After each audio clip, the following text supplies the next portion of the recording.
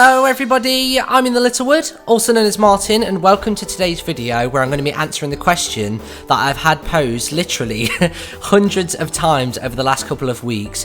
What are my opinions on Minecraft Beta 1.8, the update that's coming out in the next week or so? So I thought it'd be best if we broke this down into a couple of categories, starting off with game modes and multiplayer.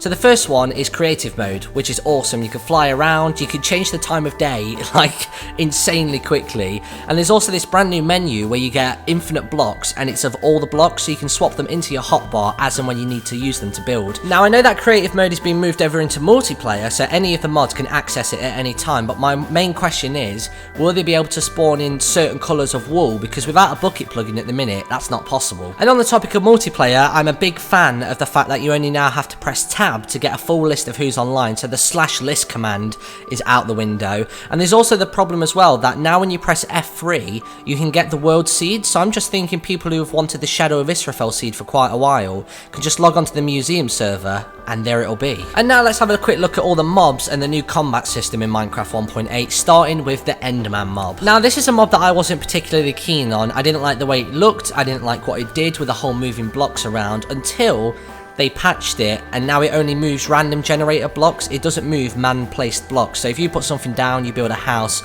it's not going to come and destroy it. It's not like a griefing mob. And I also really like it now that I've seen it in action, because when you glare at it, it will start coming at you, it starts emitting black smoke, it can teleport. But my question is, what does it drop? Because in one video, I've seen it dropping diamonds, but I didn't know if that was just for packs, or if that was because he was holding a diamond pickaxe, so it gives you the equivalent of whatever you kill it with. That one is still unclear to me. Now the next mob is the silverfish, which apparently is not a fish. People are saying that it's an insect. I've never heard of it in my entire life, and the only thing that I know about it so far is that they're very rare to find and they only spawn whilst you're mining. So if you know anything more than I do, then please let me know. And the final mob that's been added into 1.8 is the blue spider. It's the same as the regular spider, but smaller and blue.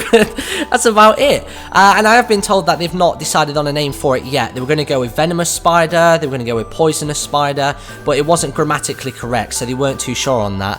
All I know is that you find them in abandoned mine shafts, and when they bite you, they poison you and your hearts turn yellow and slowly decrease. Now from what I've seen, I haven't found out if there's a remedy for it yet, so if anybody knows, I know a few people have said maybe you have to drink a bucket of milk, but that doesn't really sound like a remedy to me. Now on to the thing that Notch thinks is really going to shape up Minecraft and 1.8 is the combat system. So there's a load of new stuff in here.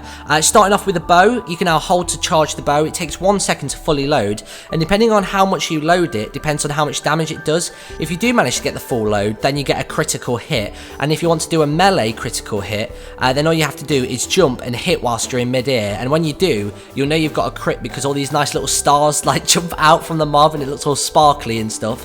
It looks a bit too happy for something that's quite brutal. And once your beast is well and truly slain, it'll drop these really nice shiny experience orbs. When I first saw them, I was like, ooh, shiny. And I don't even know what they go towards yet. Does it make you hit harder? Can you run faster? Can you jump higher?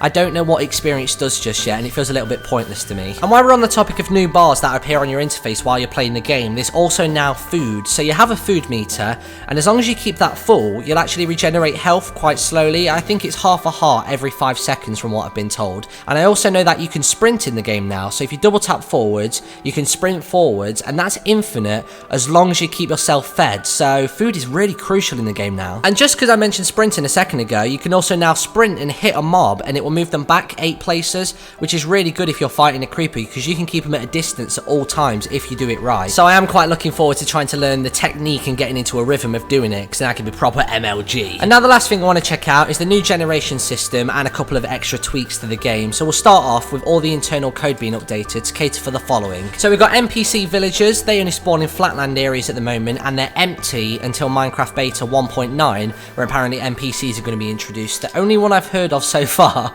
is the blacksmith, and apparently he likes setting fire to things, which is brilliant. We've got the underground ravines, which look really nice from the pictures I've seen so far. You know, you've got rivers and waterfalls inside the ground, and you've got little ledges to walk around the side of it, so you can either try and scale it, or you can just kind of go by it. Now you've got the abandoned mine shafts, which at the minute I don't know if they're going to be worth going into, because the only thing that I know that's in there at the moment is poisonous spiders.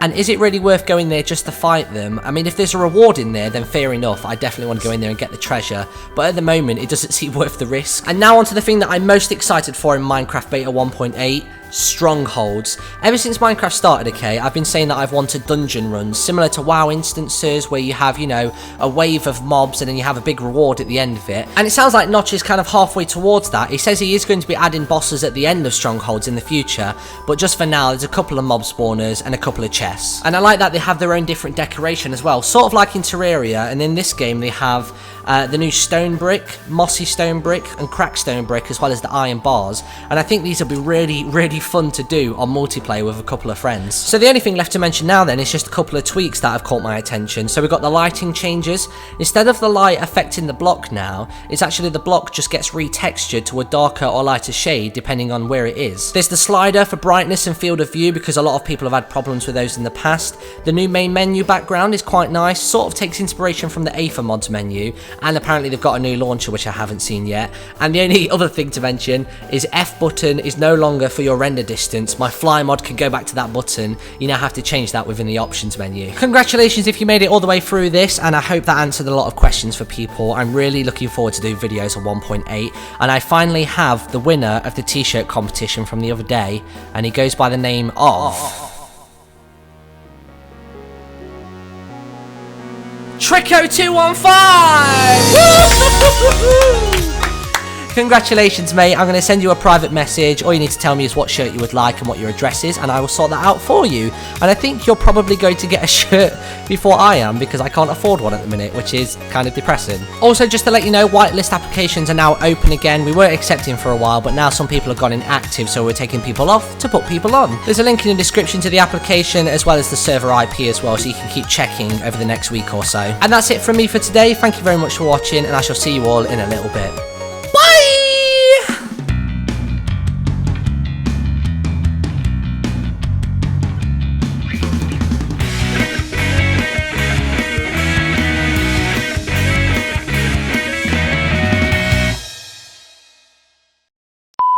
So now we move on to the mobs and the... Fuck, come on! I can't speak today.